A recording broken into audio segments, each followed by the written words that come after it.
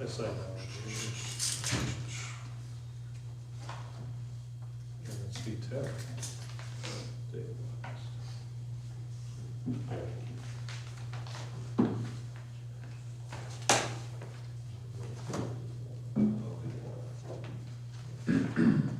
Oh, God, reported back to all. No, he didn't. I was gonna ask you about the flood study, is there a way? But I know this year is that, I think. Well, can Yeah, Treasure. yes. there's still a line on the form, Yeah. so I signed one. Yeah, can I do that? So yeah. Otherwise, send it to me and I can put it up there. The PowerPoint or No, just the PDF? I can do it up there. I'll try to share it, so I can. Yeah, those are everything. Oh, that works. Hey, can we just save these? It doesn't work. Can I get council in? Danny will be back, late this week, and we're gonna plan on signing that. Yeah. You wanna go to shop quick for that?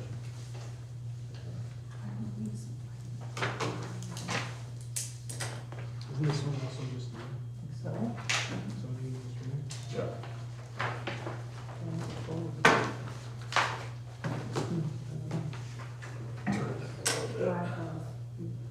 That's such a win, when it feels like you've got giant stacks for the last two or it's a big three. difference. This is making it. Oh. All right, yeah, Nope, I haven't looked at it. that seems like a legit one for me. I never even know. Yep, good call.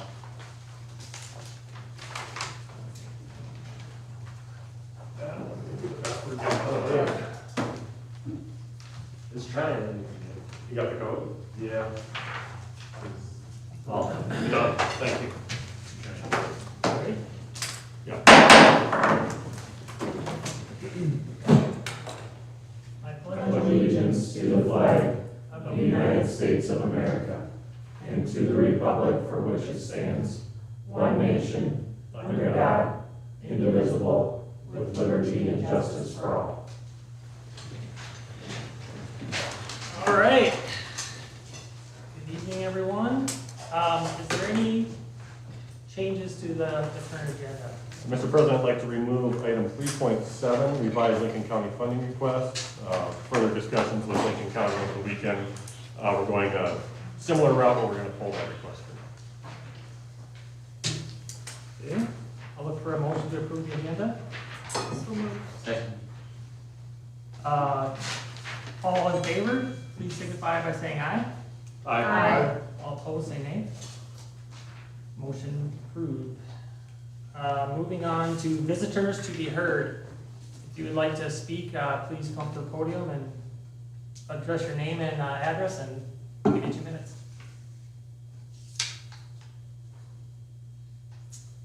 Okay, seeing that if there's none, we'll move on to the consent agenda. Maybe anything you want to call out here for our attention? 3 items here, Council. First, item, or 2 items, excuse me. Item 3.5, Fire Department roster. We've got 1 fire department member that will be leaving. So the new roster is going to reflect that. As a reminder, we do this simply for workers' compensation purposes. And then the second item is Oriole Avenue pay application number 2. This is largely for the concrete repair portion of the project, and this will be going to Fund 220, which is the street maintenance fund.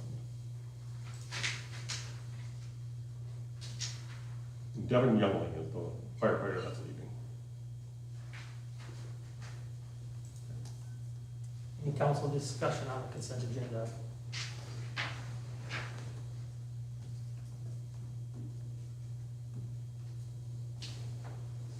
Thank you for Devin's service, first and foremost. Always looking for new volunteers. Yeah, I think they've got 1, if not 2 slots open. I have to confirm with them, but I think they have a cap of 30, if I remember right. Does that sound right? Go back a ways, but-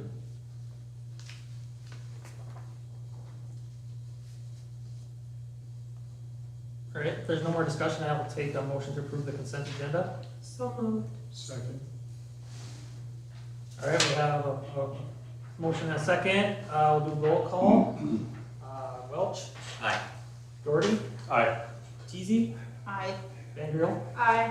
Peterson. Aye. Motion carries. Moving on to old business, Sunnyside Mobile Home Park License. Council, back in June, you issued a 90-day extension on the license for this mobile home park, given documented concerns with the conditions of the park. Since that time, Sunnyside has made improvements to the conditions of the park. Trash and debris has for the most part been removed. As of last week, when I looked, all vehicles appear to be operable. There was a motor waste or an engine waste over there today though, by one of them. The overall appearance of the park has improved to the point where we're comfortable with renewal of the license. I will note that regardless of that recommendation, I remain confident the future renewal processes will be a carbon copy of this year's. I will continue to inspect the property and we'll do it more frequently, provide the information needed to renew, but we remain convinced that Sunnyside is not going to take it seriously until the deadline is approaching, and it remains clear to me that park ownership is not interested in improving the park and will do the bare minimum required to be a part of the community. So with that, I recommend a motion to approve full mobile home park license for Sunnyside Mobile Home Park. I want to start by saying that this is not the only mobile home park that we've had issues with. And I am also very concerned that we will have this come up in the future. I would really like to look at a plan moving forward. What that looks like is hard to really determine. Well, I guess what I get irritated about is they know they have to have a license every year and they know when it expires every year. So why is it that we're having to grant extensions the last 2 years when they know that their license is expiring, that they need to meet certain qualifications and code requirements? It's my perspective only. To me, it's a lack of park standards and rules and holding people to whatever those rules might actually be. I think we have an example of a very well-run mobile home park in town, Long Creek Park, where there are very clear standards. Those standards are enforced and everyone's aware of them. We never have any real issues down there. I mean, we have a couple properties here and there, a couple of homes here and there over time that have had a couple of issues, but quite frankly, the park takes care of it. The park communicates that this is you're outside of our expectations and we expect you to step it up. And they do fill an important hole in affordable housing for this community, and we have to acknowledge that.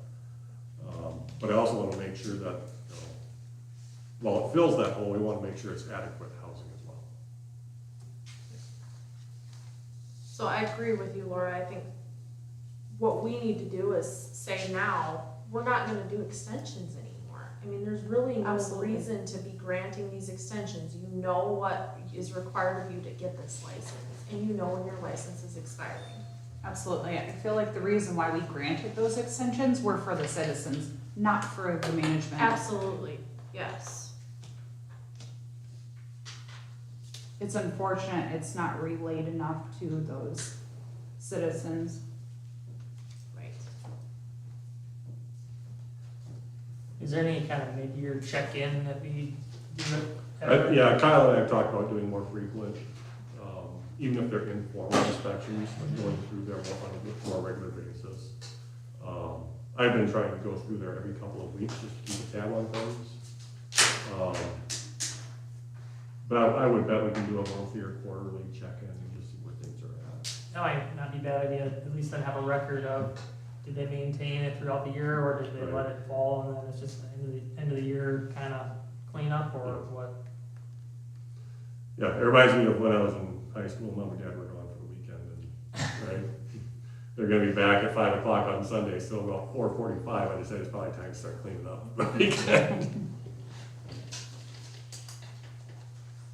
If we maintain those records, do we think we need to address them throughout the year, like you say quarterly? Well, if we're doing an inspection and we know code issues, we'll go through the standard code process where, an issue I can't remember the first process, or the first step is, but eventually you get to the point where you're saying this is a formal violation, this is the fine, so on and so forth. Courtesy notice is the first step. Basically, hey, drove through, noticed this, you need to clean this up, you need to cut the grass, throw the trash away, that kind of stuff. That's not all that uncommon, that's usually where most code enforcement stops, people just take care of it. But there's a few properties every year where we go through the whole process and end up having to ask the court for us to abate it. Seeing as they've made the necessary improvements, I motion to approve the full mobile home park license for Sunnyside Mobile Home Park, based on the current compliance with the city's requirements and with the expectation that they maintain compliance throughout the licensing period. Do we have a motion? Do we have a second? Second. Or we have a motion and a second. All in favor? Dollars, we're basically paying that full $25 to Big Iron, so we'll be selective in what equipment we put on there and what we just dispose of.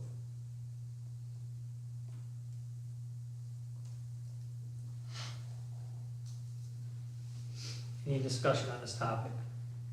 Was that was the highlighted yellow line you had on there? $25 or 25%? I believe so, one more. Mm-hmm. Okay. Yeah, so essentially it's 25% of anything less than $500, or it's a $25 minimum lot fee, yep. Got it. And we really shouldn't have much that's gonna fall under that. Yeah. I can think of a couple of electronic pieces that may not be worth it, and we'll just recycle those instead.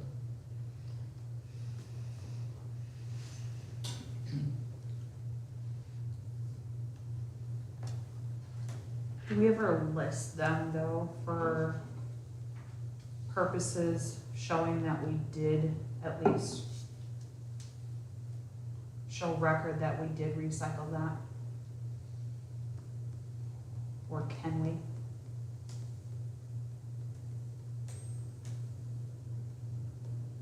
I'm assuming there's some sort of receipt that we would have available to us for that. Because like the laptops, iPads, those kinds of things, we'll have to have somebody that does that securely, Right. and we don't have that yet. You know, similar to when we do records destruction for the shred bin, we get a certificate of destruction from Good Shred that tells us that Okay. this has all been disposed of. Now that's broad, it's not, this specific record was disposed of. Okay. In this case, we want to see the specific pieces, right, so, That was my thought process. yeah.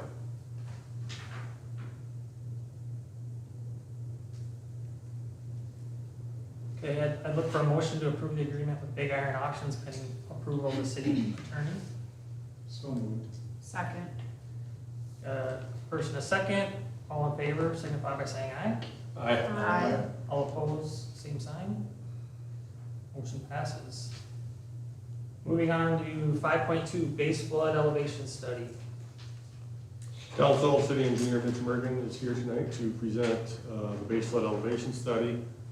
We're gonna throw this up on the TV, hopefully, it's gonna cast it up there as well.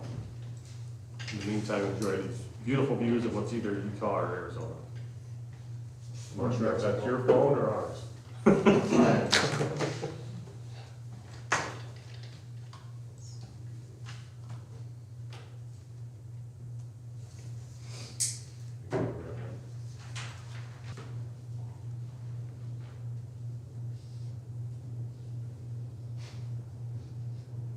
Is it? Oh, wind it back.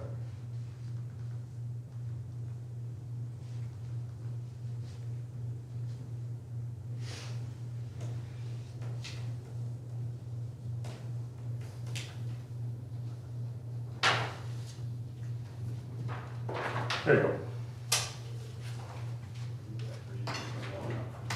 Pull that a lot. Was it? That's Okay, does everybody have a copy of this on their computers? Yeah. yes. So what we have tonight here is the base flood elevation study that we've been working on in our office.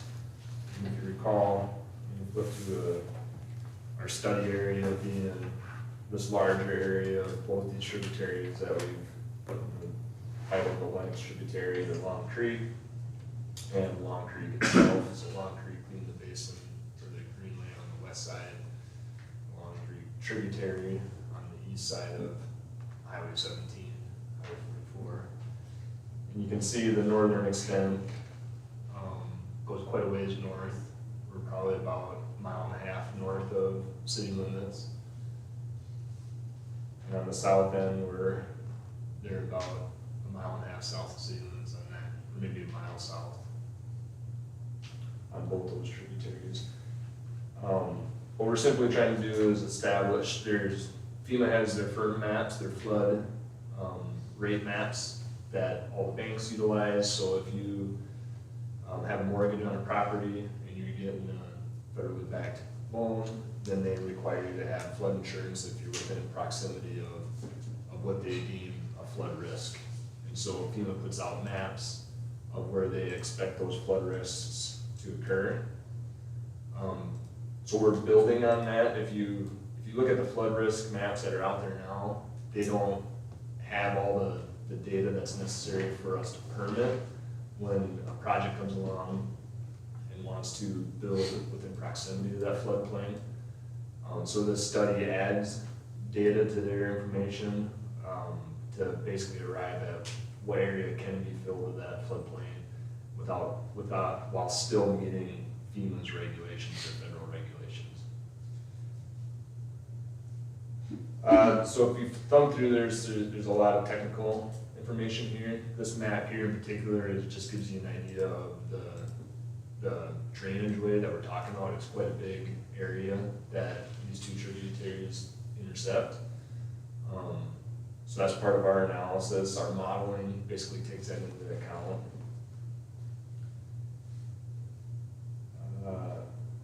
To get to some of the results, we did create a couple snapshots of a couple ongoing projects. In here you can see the Countryside Edition is on the west side, that's in the north end of town, and the Nelson Edition is on the west side. Just zoom in a little bit further. As part of our scope of work, to arrive at the base flood elevation, we had to go survey all the structures, the bridges and the culverts that extend underneath the roadways that are out there. FEMA's models that are current, they don't have that kind of data. They are a lot of times using old quad maps, we call them, where they have contours that were established decades and decades ago. So there's no data in those models that show how a pipe might carry that flow across a railroad or a roadway or anything of that sort. So you can see all the structures that we surveyed on this map as part of the analysis and brought that into their model. The tables that follow are simply just data that came from that survey. So we'll show like the lengths of the pipe and the size of the pipe, those types of things, invert elevations. Getting to this towards the back of the report, this is the current firm map that is out there. Try to zoom in a little bit. You can see, like in this particular area where Cleveland meets the highway, you see how it's just cropped out of there? There's actually no data on the firm map in that area. For whatever reason, we don't know. These maps were established a long time ago. You can see there's other areas like that throughout that are just, you can see along Highway 17 how it doesn't cross the highway to the west where we know that area floods, why that hasn't been mapped in the past. You know, there's a lot of areas like this in smaller towns and that you can find in these firm maps. That's part of the reason why we're reestablishing them, so that we understand the risks better.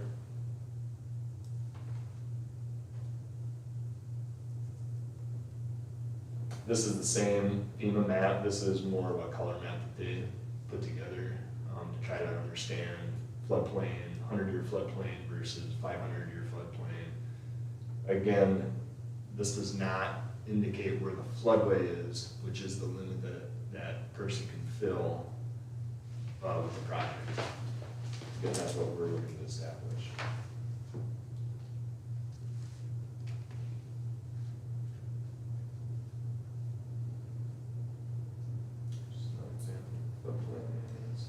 this is some soils data that we utilize to understand how the ground absorbs water, or how it sheds water. These are available through the USGS programs that are out there. And this is really the meat of this last exhibit in here, is the meat of the report. This is where we've established the 100-year floodways, the 500-year floodway, floodplains. So I'll zoom in, starting kind of on this northern edge of the tributary to Long Creek. So you can see up north where this tributary starts, the green is going to be the floodway. So that's basically a lot of times it follows the scour of the creek. And the scour of the creek is really where, you know, FEMA regulates how those areas, you know, can or can't be filled. And so with the green area, we're trying to establish that limit.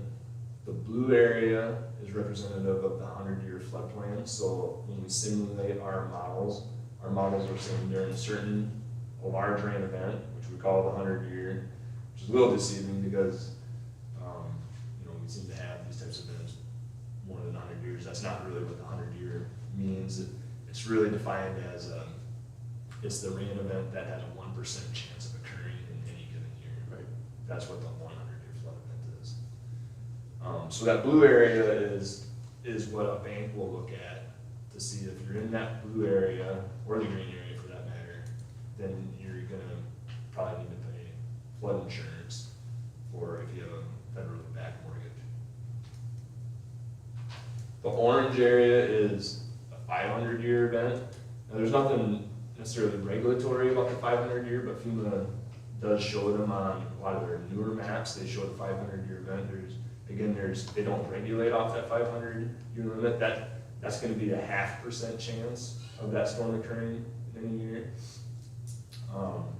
But they usually show it on their maps for informational purposes.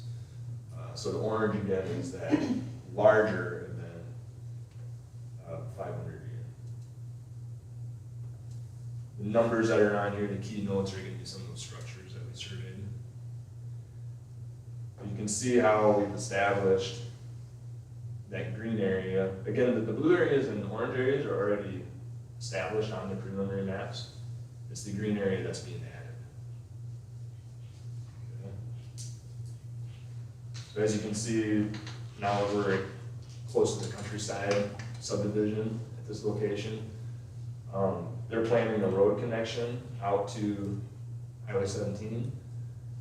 And before this map, we really didn't know how to permit that fill.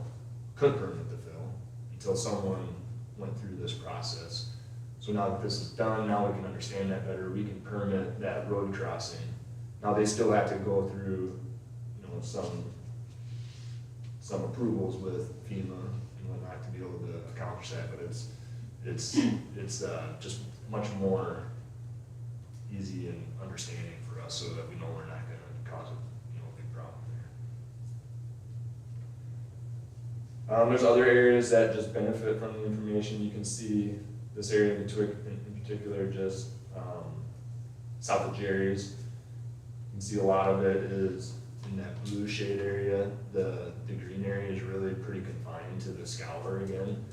So if there was a project on the edge of this floodplain area, we'd be able to permit that. They'd have to go through some procedures with FEMA, but we'd at least be able to have something here that we can permit off of. Just trying to think if there's any other areas that jumped out as a potential benefit. There's a lot of areas, probably like that area in Jerry's, where now they might look at their property differently than they did before, and just see, maybe more value in it.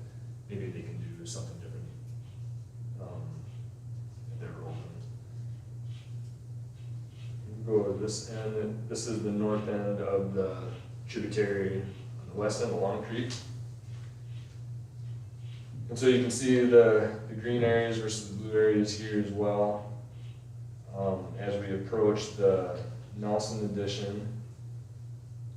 you can see the green area is confined to the the lower pasture ground there, where the scour of the path, it widens out quite a bit here, which is expected. It's a much flatter area. So the area that they can't fill is gonna be wider because of that. As we go down to mobile home park, you can see the mobile home park. There's actually quite a bit of space there that they could fill and not impact the floodway. If that area looks to redevelop or anything like that, they'll be able to benefit from this information. And you can see some of that continuing to the south where, again, these blue areas could potentially be filled with any type of project. Mitch, just for clarity, if it's in the green, you can't really build up the grade there, but if it's in the blue or the orange, that's fair game to, Yeah, you're not gonna affect the overall floodplain by doing so. so locally, Nate is the floodplain administrator. We're just really aids in permitting projects. Yep. Now, a person can still propose to do a project in that green area, they just have to go through Colmar with FEMA. There's just a big process for them to go through, and it gets to be pretty expensive to try to do anything in there. So because of that, you really see those areas be left alone. The only time you really see work occurring in those areas is probably if there's a road crossing, or if there's a rail crossing. When they've got to size culverts and bridges appropriately. Yeah. We'll have to, once this is submitted to FEMA, we'll have to develop local procedures for fill and placing over the Long Creek, so on and so forth. Yeah, you can see even the golf course over here, there's no floodways over there, so if they had a structure that they wanted to put up over in that area, they'd be able to do that. They'd have to go through an elevation certificate process, which is a much easier process than the Colmar.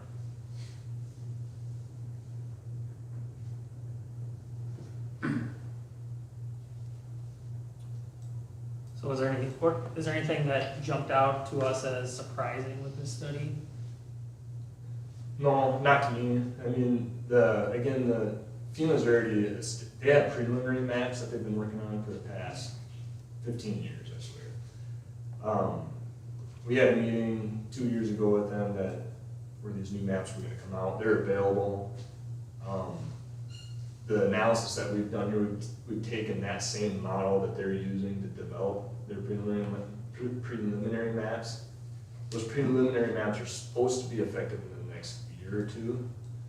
So we simply took that same model, added the culverts, added this extra data, just to arrive at this flood wave, because that's not part of their scope of their preliminary mapping. They're looking basically at elevation, that's about it. Yep. Not what else is there.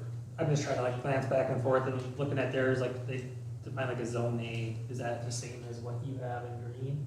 So are you looking at those black and white ones? No, I'm looking at the No. colored The one. color ones? Oh, yeah.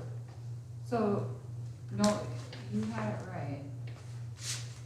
These ones by Shannon? Is this what you're looking at, Shannon? I'm looking on page 13. I think. Yeah, 15.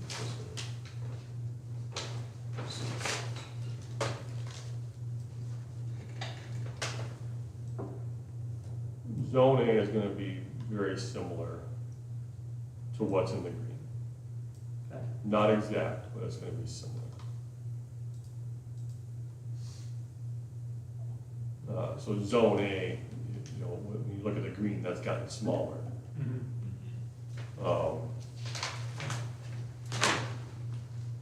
So like, for instance, I was looking at zone A on page 17. Yep.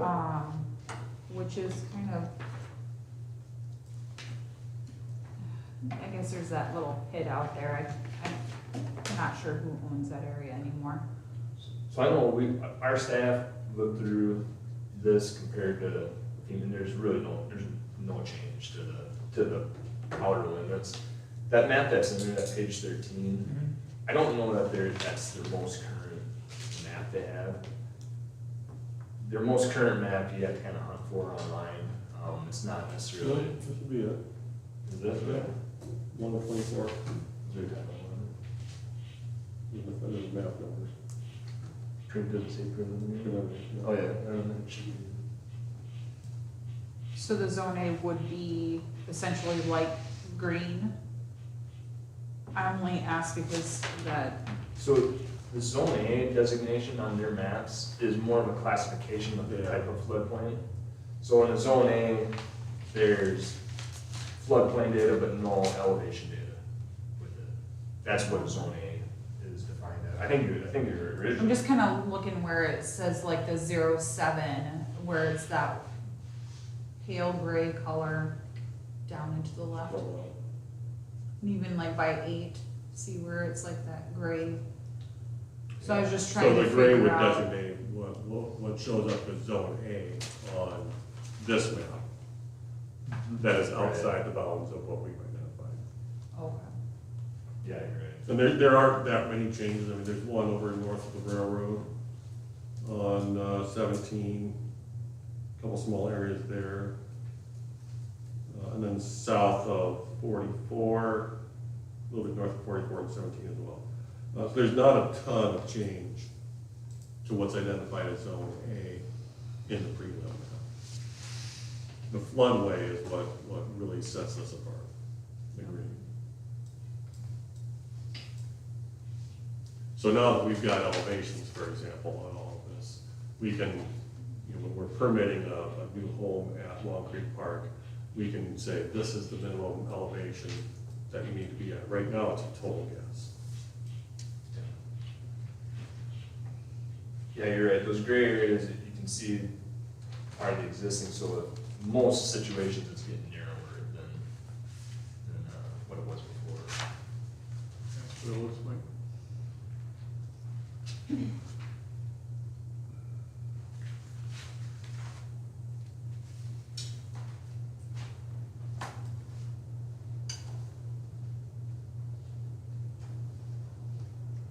Why do we suppose it's narrowing?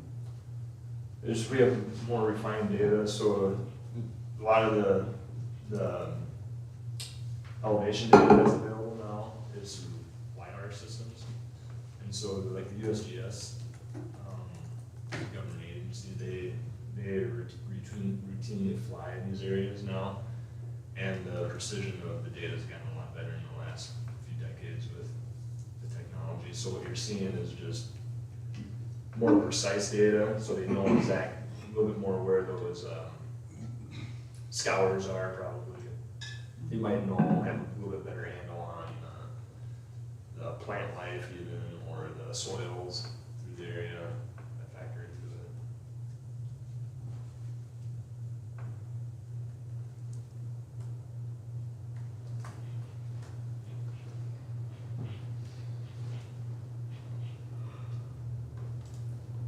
A lot of great information. A lot of information. Yeah, and then the next step for us is to take this and submit it to FEMA. And we did this study first so that we would have, because the federal regulations allow you to permit off the study. Okay, that's really as far as you have to take it for permitting purposes. But you want the reassurance that FEMA is gonna accept that. And that's like a year-long process just to get through. So we'll submit this, they have 90 days to review it, they usually take all of those 90 days. They'll probably have some comments for us, they'll have to address, and then we'll resend it back to them, they'll have another 90 days to review. So it's a solid 9 months to get through that process, if not a year. So you'll be preparing that letter of map revision for us to. Yep, there's an application, that's a, letter of map revision. And then as long as everybody's accepting of this, we have that pretty much ready to send it. So now that we have this data, is there anything that we need to address in those areas that we currently have people building? Not that I'm aware of, no. Sounds like the road to Highway 17 on the countryside is affected by this, right? because it now kind of shows it out where it needs to go. The north end, yeah. Yeah. Yeah.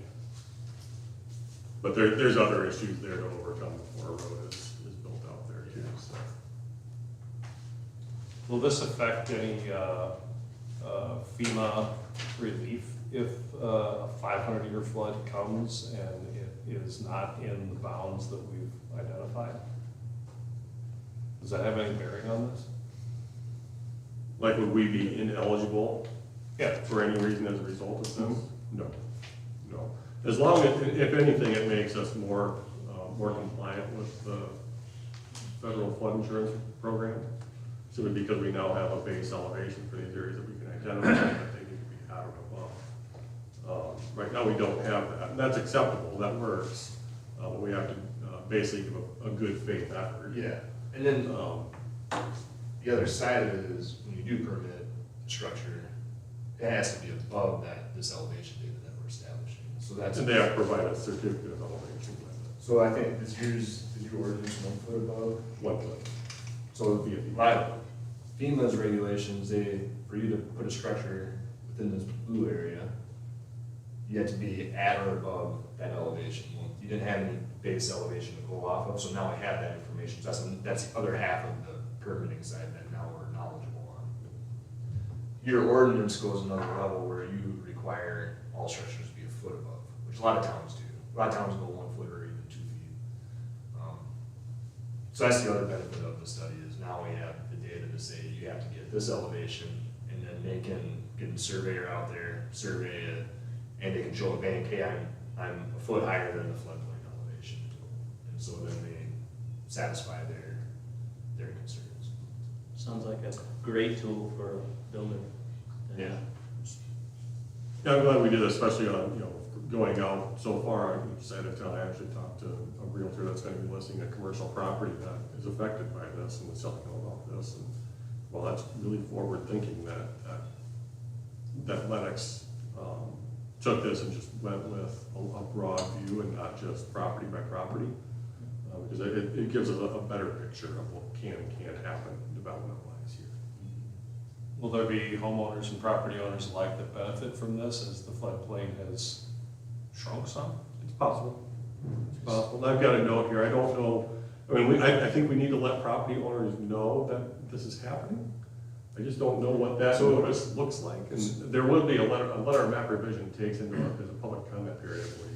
Yeah, we used to worry about is when there was those black and white images, they were so rudimentary Yeah.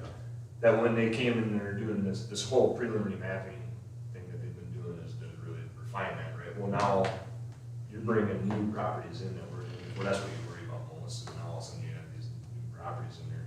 They've already gone through all of that with this remapping process.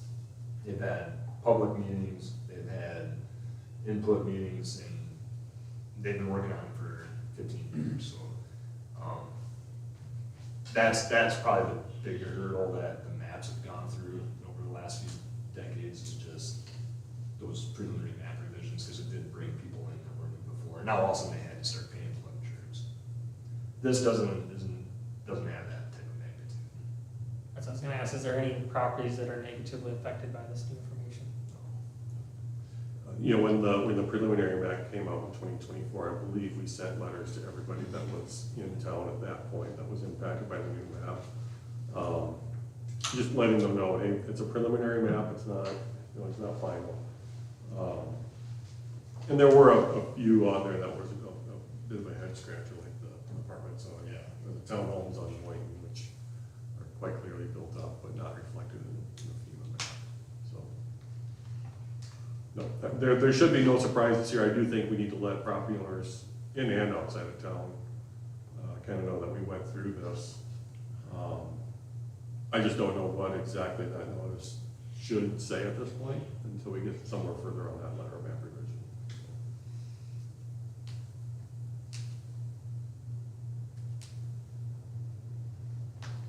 Yeah, I think this is really, really good information to have. It's gonna help us future planning.